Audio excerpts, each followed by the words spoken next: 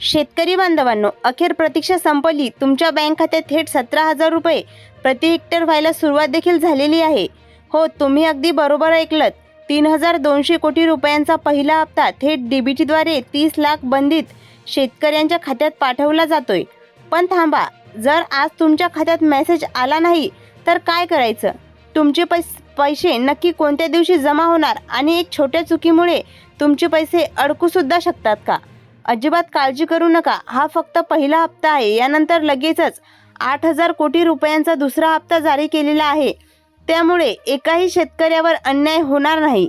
इतकंच नाही तर आता फक्त 1-2 हजार शेतकऱ्यांना नाही तर राज्यातील लाखो शेतकरी बांधवांना याचा थेट फायदासुद्धा होणार आहे.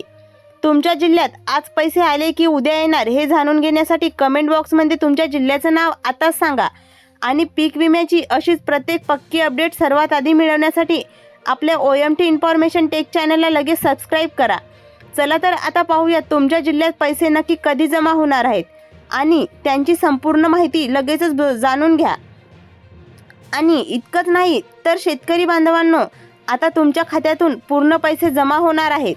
मागच्या 2-3 दिवसापासून सरकारने कर्जमाफीचा दुसरा टप्पा सुरू केलेला असून थेट 2 लाख रुपये शेतकऱ्यांच्या बँक खात्यात यायला सुरुवातसुद्धा झालेली आहे. यासाठी सरकारने 5,000 कोटींपेक्षा जास्त निधी मंजूर केलेला आहे. जर या यादीत तुमच्या जिल्ह्याचं नाव असेल तर तुमचेही 2 लाखांपर्यंतचे कर्ज पूर्णपणे माफ होणार आहे. पण थांबा, पीक विम्यासोबतच पात्र शेतकऱ्यांच्या खात्यावर 50,000 रुपयाचं प्रोत्साहनपर अनुदानसुद्धा मिळणार आहे. हे 50,000 रुपये थेट तुमच्या खात्यात जमा व्हावेत असं वाटत असेल तर सरकारने सांगितलेली 2 महत्त्वाची कामे तुम्हाला त्वरित करावी लागतील. ही 2 कामे हे सुद्धा मी तुम्हाला पुढे सांगणार आहे ती कोणती आहेत ते. त्यामुळे सर्वात आधी आपण पाहूयात की पीक विम्याचे पैसे पहिल्या टप्प्यात कोणत्या 9 जिल्ह्यामधील शेतकऱ्यांना सर्वात आधी मिळणार आहेत.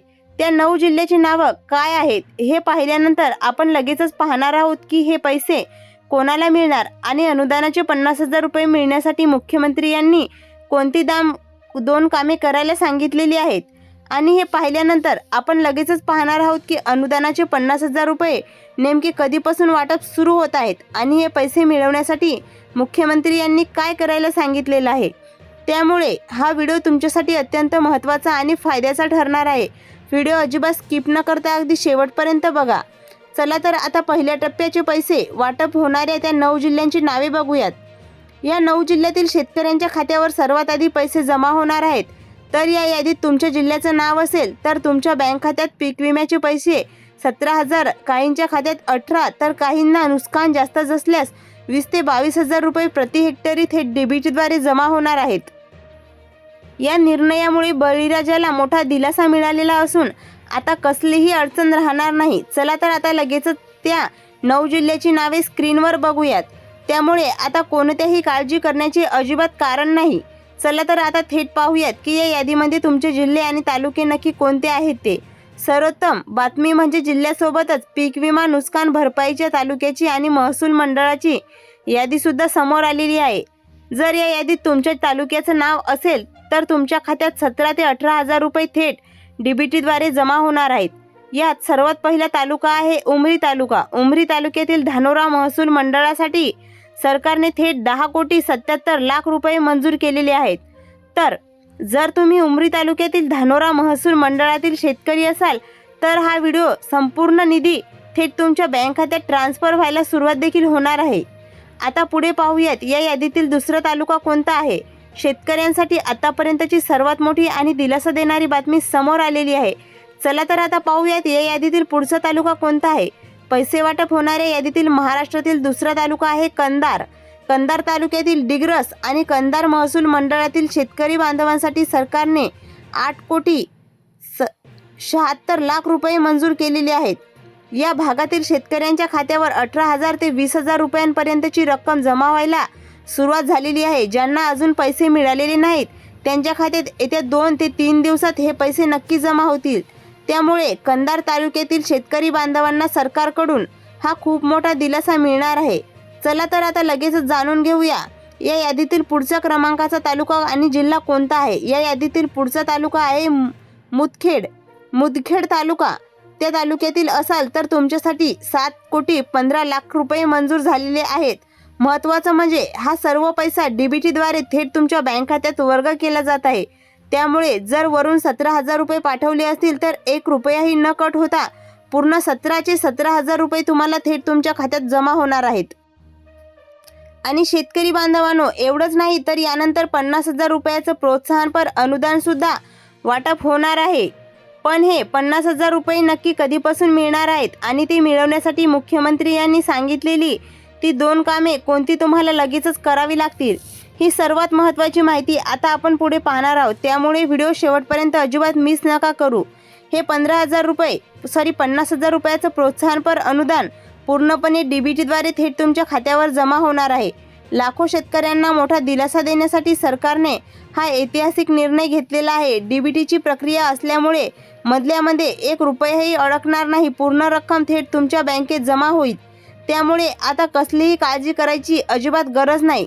बळीराजासाठी ही आतापर्यंतची सर्वात मोठी आनंदाची बातमी आहे.